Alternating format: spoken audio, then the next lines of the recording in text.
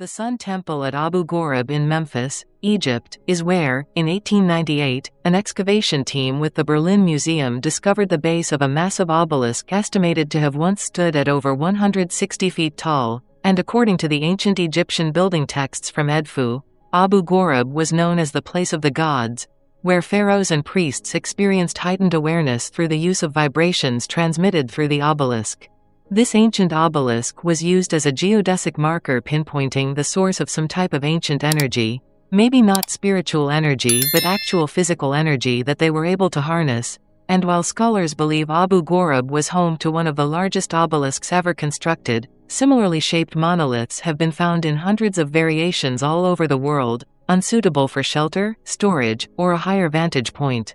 There is evidence that obelisks are tapping into natural energy that is part of the earth, and the whole concept is to take these natural energies of the earth and manipulate them, and researchers believe obelisks are kind of like acupuncture needles for the earth, focusing and possibly healing earth energy meridians that ancient cultures knew how to balance.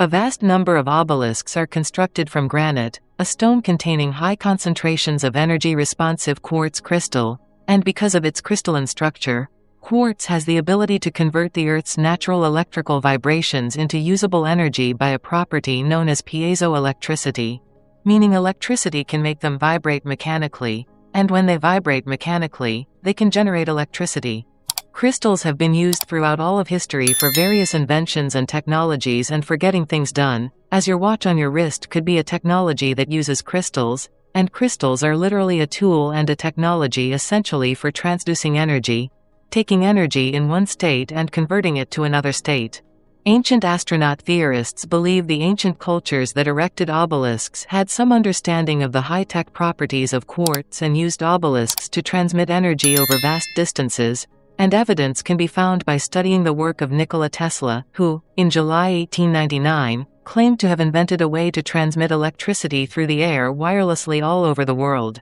By harnessing the Earth's natural conductivity, what Tesla called standing waves, giant transmitters could send and receive limitless amounts of electricity flowing like invisible water, and one of the key components in his system was quartz crystal, as a standing wave is a different phenomenon where the wave oscillates in one place up and down and the energy goes back and forth between two different regions. Tesla proposed and tried to build a system of wireless power by constructing the Wardenclyffe Tower on Long Island in New York, and according to him, anti-gravity airships would draw power from these towers along with ships, cars, and other power plants, and some researchers believe that like Tesla, ancient builders discovered the ability to harness and broadcast Earth's power, with the ancient equivalent to Tesla's Wardenclyffe Tower being the Great Pyramid. The walls of the Great Pyramid contain a high concentration of quartz crystal, and some believe the Great Pyramid, in conjunction with the obelisks, made up what may have been a global wireless energy network, as the pyramids were actually geomechanical devices attached to the Earth, tuned to vibrate with the frequencies of the Earth, and converting the energies of the Earth into electromagnetic energy. Obelisks, particularly the ones found in Egypt, are in fact giant crystal antennas that can broadcast power in the way that Nikola Tesla wanted to broadcast power, and in 1993 a team of engineers used a remotely operated camera in an attempt to discover the true function of what is believed to be an air shaft leading from the supposed Queen's chamber of the Great Pyramid, and this robot traveled up a small shaft too small for a human and all of a sudden found a closed door hinged by two little metal clamps.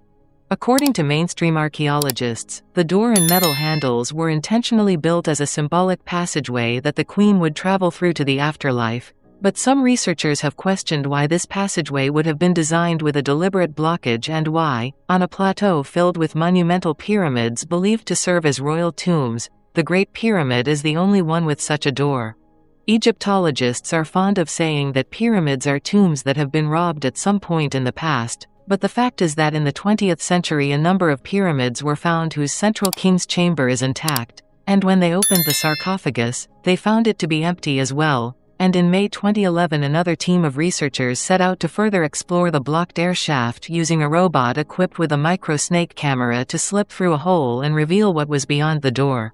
When they actually penetrated this small door, they found a hidden room within the pyramid containing copper fittings and metal fittings, and on one side the loop looked like it was corroded, and when the camera looked down and scanned the floor, what was seen were red markings that some interpret as electrical symbols, raising the question of whether these artifacts are actual evidence that electricity once coursed through the structure.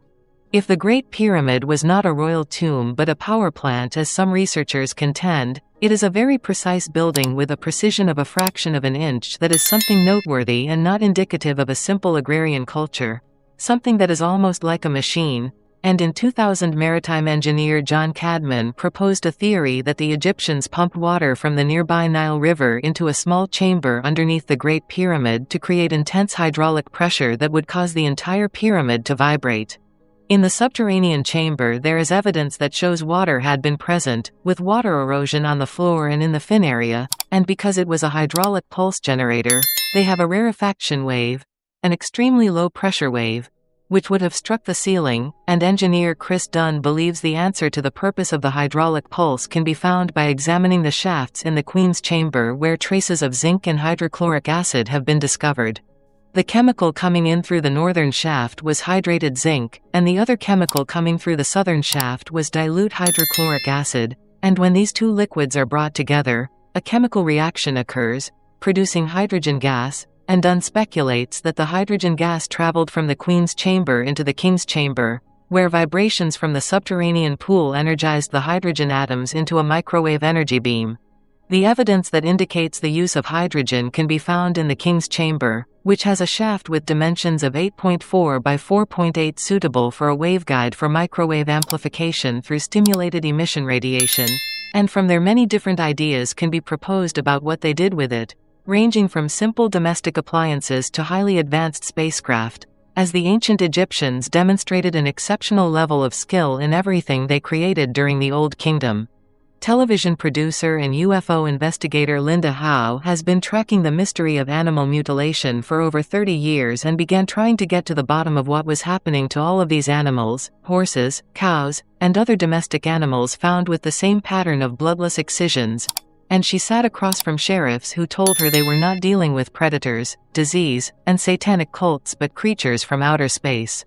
There are several explanations for why aliens would want to experiment on cows. One that they're looking for food, one that they're looking for information about vertebrate organisms, and another that they're looking for genetic material. And the closest answer Linda Howe ever received was from a man who had close personal observations of non-humans in his work for the government, who told her the best answer he could give was that it's a genetic harvest. The answer to why aliens would conduct a genetic harvest from Earth might be found in our ancient past in the bizarre, almost Frankenstein-like experiments practiced by early civilizations, as we have ancient descriptions from Egypt specifically stating that the gods created chimeras, mixed beings, or hybrids,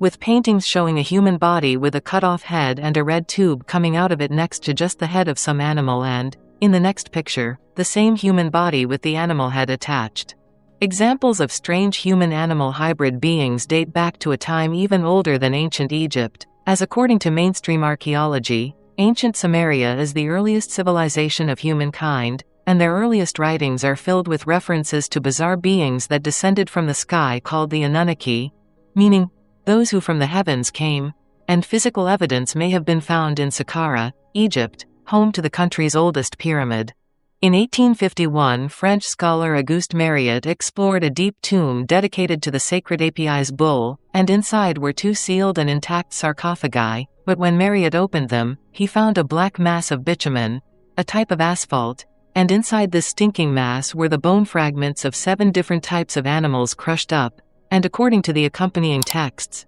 some type of monsters existed during the time of the Egyptians. Who knows whether the priests instructed the people to destroy these beings, rip them apart, crush their bones, and put them inside this stinking mass under a lid weighing 80 tons?